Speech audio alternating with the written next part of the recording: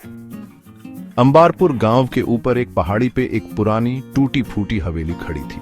इसकी गिरती हुई दीवारें और बरहा हुआ बगीचा इसके शानदार अतीत की कहानी बताता था, जो अब समय और अफवाहों में खो गया था। गांव वाले अजीब घटनाओं की बातें करते थे। टिमटिमाती रोशनियां, बिना शरीर की हंसी और खून जमा देने वाली चीखें जो रात के सन्नाटे को चीरती थी। दिन में हवेली एक अजीब सी खामोशी में डूबी रहती थी। ऐसा लगता था जैसे सूरज उसकी टूटती दीवारों को छूने से हिचकिचाता हो, मानो उसे डर हो कि कहीं कुछ राज खुल ना जाए। गांव वाले हवेली के रास्ते से दूर ही रहते थे।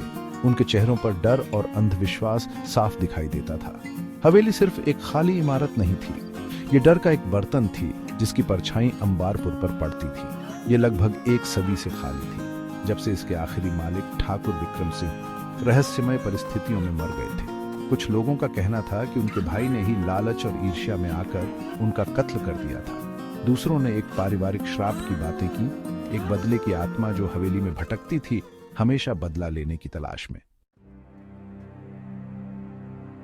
एक उमस भरी गर्मी की शाम, चार दोस्त जवानी के जोश और कुछ पेय से भरे हुए हवेली में रात बिताने का फैसला करते हैं। अमित, जो हमेशा हर बात का लॉजिकल एक्सप्लेनेशन ढूंढता था, राजेश एडवेंचरस, अपनी बहादुरी दिखाने को बेताब, विजय शांत स्वभाव का डरपोक पर दोस्तों की बातों में आ जाने वाला, और रवि समझदार सावधान पर वफादार। जैसे ही सूरज ढलने लगा, आसमान नारंगी और बैंगनी रंगों में रंग गया। चारों दोस्त हवेली की तरफ बढ़ने लगे। कंकड़ वाले रास्ते पर उनका हर कदम उनकी बढ़ती बेचैनी की गूंज सा लग रहा था।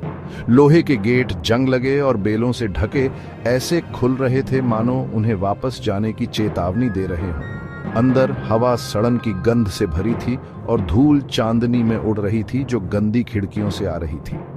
दोस्तों ने एक दूसरे को बेचैनी से देखा। हवेली जिंदा लग रही थी, उसकी खामोशी अनदेखी आंखों और अनसुनी फुसफुसाहटों से भारी थी। उन्होंने हवेली एक्सप्लोर करने का फैसला किया। उनकी आवाजें उस विशाल खालीपन में गूंज रही थीं। जैसे जैसे वे एक कमरे से दूसरे कमरे में जाते, उनका शुरुआती जोश कम होने लगा। हवेली मानो उन पर सिकुड़ रही थी, उसका अंधेरा घुटन भरा, उसकी खामोशी बहरी। एक कमरे में उन्हें एक धूल से भरा पुराना पोर्ट्रेट मिला, एक खूबसूरत महिला का, जिसकी आंखें मानो उनके हर कदम पर नजर रख रही थी। फ्रेम पर लिखा था रुक्मिणी। विजय ने कसम खाई कि उसने महिला के गाल पर एक आंसू लुढ़कते देखा। दूसरे कमरे में उन्हें एक डायरी मिली, जिसके पन्ने पुराने हो चुके थे। डायरी रुक्मिणी की थी। जैसे ही राजेश ने कांपती आवाज में पढ़ा, उन्हें रुक्मिणी के दुखद भाग्य के बारे में पता चला। वो गांव के एक लड़के से बहुत प्यार करती थी, लेकिन उनका प्यार मना था। ठाकुर विक्रम सिंह ने गुस्से और घमंड में आकर उस लड़के को मरवा डाला और रुक्मिणी दर्द सहन न कर पाने के कारण खुदकुशी कर ली। उसके आखिरी शब्द कांपते हाथों से लिखे हुए उनकी रूह कंपा देने वाले थे, मेरे प्यार का बदला लिया जाएगा। यह हवेली हमेशा के लिए हमारे खून से सनी रहेगी। एक खून जमा देने वाली चीख ने सन्नाटे को तोड़ दिया। यह पोर्ट्रेट वाले कमरे से आई थी। वे वापस भागे तो देखा कि पोर्ट्रेट टेढ़ा है, उसका शीशा टूटा हुआ है और फर्श पर एक लाल गुलाब पड़ा है जिसकी पंखुड़ियां लाल रंग से सनी हैं। जैसे ही वे अविश्वास से देख रहे थे, तापमान गिर गया और एक ठंडी हवा कमरे से बहने लगी। उनका लालटेन बुझा गई और उन्हें अंधेरे में धकेल दिया। दहशत ने उन्हें जकड़ लिया। वे हवेली में ठोकरें खाते हुए भागे। उनकी धड़कनें तेज हो गईं। अब वे उसे सुन सकते थे। रुक्मिणी की दर्द भरी चीखें हॉल में गूंज रही थीं। उसके कदम करीब आ रहे थे। फिर जैसे अचानक शुरू हुआ था, वैसे ही अचानक रुक गया।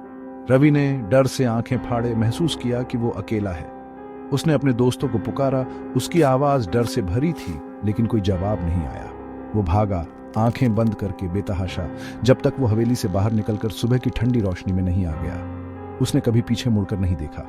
रवि अकेला बचा हुआ अंबारपुर वापस लौटा। उसके कपड़े फटे हुए, चेहरा डर से पीला पड़ा हुआ। उसने अपनी कहानी सुनाई, डर और निराशा की कहानी, लेकिन किसी ने उस पर शक नहीं किया, क्योंकि उन्होंने उसकी आंखों में डर देखा था, वो डर जो हमेशा उसे सताता रहेगा। उस रात की एक भयानक याद जो उसने पहाड़ी पर हवेली में बिताई थी।